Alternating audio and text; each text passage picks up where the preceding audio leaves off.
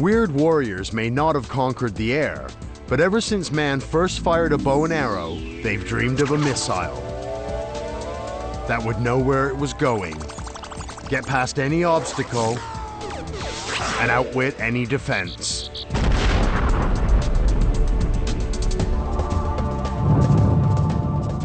But before the ICBM, before lasers and satellites and computers, man's ingenuity would use other things, like pigeons and cats, and even creating a solution out of thin air.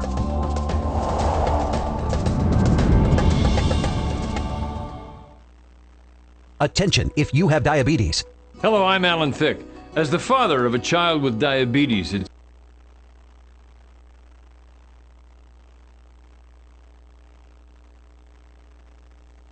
call CCS Medical today.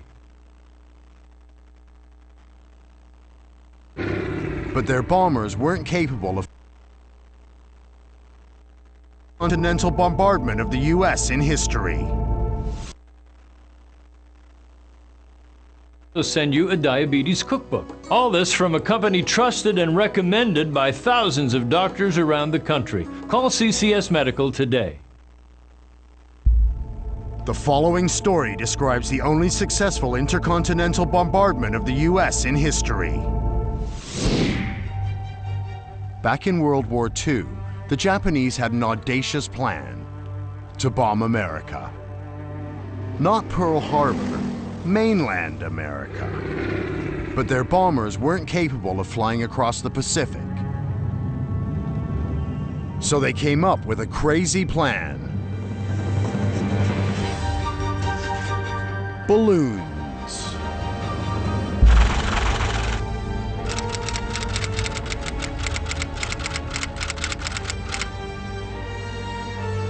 The idea was simple. Put a balloon in the air, stick a bomb on it, float it across the Pacific, and hope it hits America. But how do you float it in the right direction? There's no GPS because there's no satellites in space. There's no laser-guided weapons because the laser hasn't been invented yet. So what do? That didn't bother the Japanese because they had an ace up their sleeve. They would use the power of nature, the jet stream.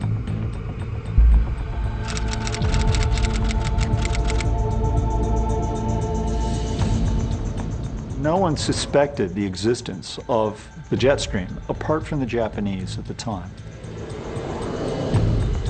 The jet stream is a current of air 30,000 feet up, circling the globe at up to 250 miles an hour.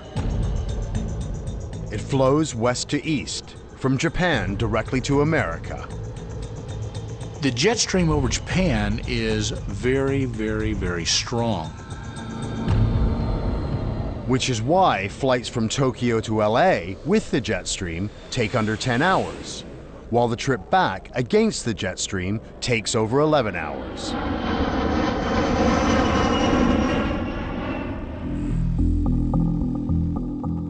The Japanese were certain that the jet stream would carry their balloons all the way to the United States. Only problem is, the jet stream over the Pacific is less than 3 miles thick. And balloons aren't particularly prone to level flight. This is because the gases inside contract in the cold and expand in warm air, pushing the balloon out of the jet stream.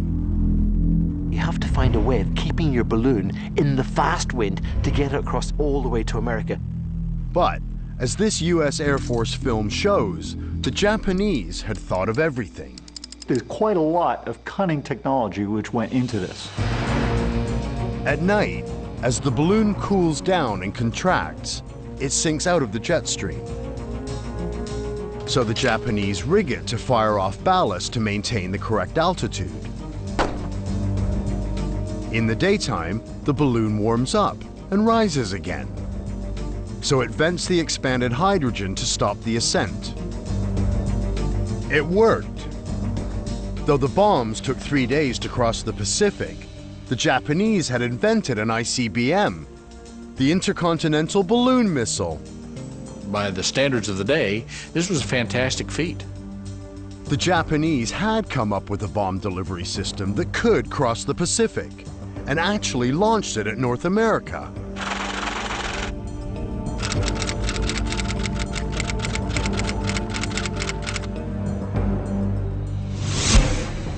That sounds really impressive until you realize one simple thing. Between November 1944 and April 1945, Japan targeted over 9,000 balloon bombs at the USA, but only 300 are known to have fallen on American soil. You've got to be completely honest. This is not a guided weapon. You're hoping that nature takes it the right direction. As a terror weapon, it worked. The balloons did hit America. As this rare footage shows, they fell from Alaska to Texas, to California and Detroit. But not a single balloon hit a major strategic target. One cannot think of a more random weapon.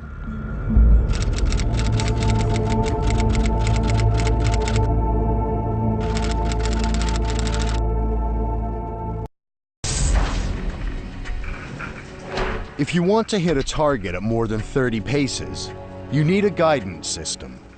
And in the days before computers, that meant you had to get inventive. During World War II, some scientists in the US Navy were really inventive. They thought they had the perfect device.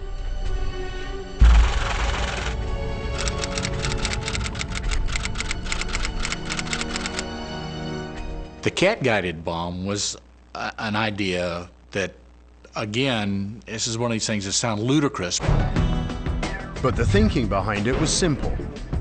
Cats hate water. So the Navy said, well, gee whiz, we can put this to use. This is what the renegade researchers came up with. The cat is strapped in a harness inside the bomb, which is then dropped from high altitude over the enemy ship. Because the cat doesn't want to get wet, it will try to guide the bomb onto the ship. As the cat twists and turns, the harness is designed so that the cat moves the tail fins to steer the bomb directly at the Japanese ships. Unsurprisingly, the idea didn't work for two simple reasons. First, cats aren't afraid of water. And even more importantly, the bomb generated so much G-force on the cat that the cat was rendered unconscious, so your guidance system was wiped out immediately. The cat-guided bomb sank without a trace. If somebody came up to me and said, listen, we're going to use cats to guide missiles, to drop it on a ship because cats don't like water, I'd probably punch you right in the face and say you're an idiot.